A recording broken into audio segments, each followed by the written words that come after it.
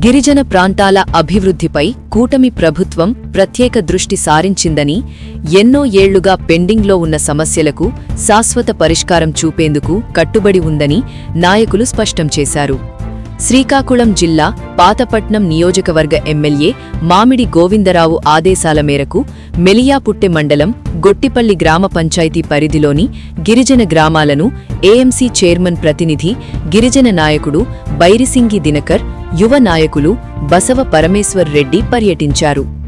ఈ సందర్భంగా గిరిజన గ్రామాల్లో తాగునీరు, రహదారులు, విద్యుత్, ఆరోగ్య సేవలు వంటి ప్రాథమిక సౌకర్యాల కొరతపై గ్రామస్తులు ఆవేదన వ్యక్తం చేశారు.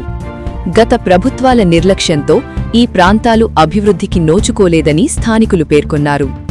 ప్రస్తుత ప్రభుత్వం గిరిజన ప్రాంతాల అభివృద్ధిని ప్రాధాన్యంగా తీసుకొని సమగ్ర ప్రణాళికలతో ముందుకు సాగుతోందని నాయకులు తెలిపారు.